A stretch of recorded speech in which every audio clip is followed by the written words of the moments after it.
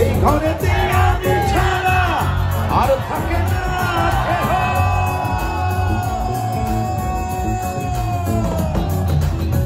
এই ঘরেতে আমি ছাড়া আর থাকে না কেহ।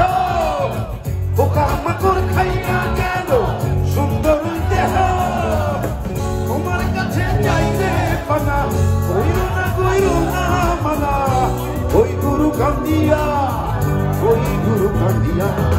ভাই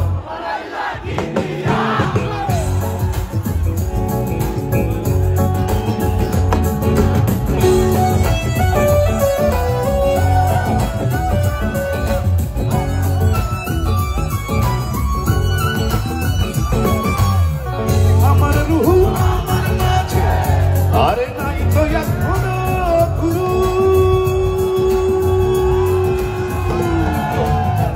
আমার রুহু আমার মাঝে নাই তো এখনো গুরু। করতে হবে আজ থেকে হায় নতুন জীবন শুরু। রোজ কিয়ামত আসবে কবে, সাজার মেয়াদ শেষ কি হবে।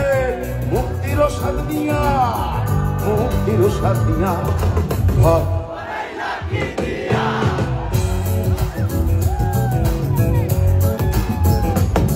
গুরু ঘর বানাইলা কি দিয়া।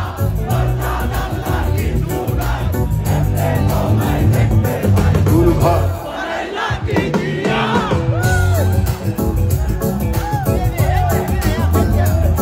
ও গুরু ঘর বানাইলা কি দিয়া।